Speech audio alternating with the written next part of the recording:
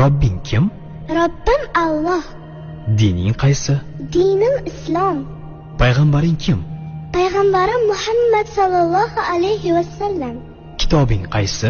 Kitobim Qur'oni Karim. Tilaging nima? Tilagim iymon. Qiblang qaysi? Qiblam Ka'batulloh. Millating qaysi? Ibrohim Halilulloh millatidanman.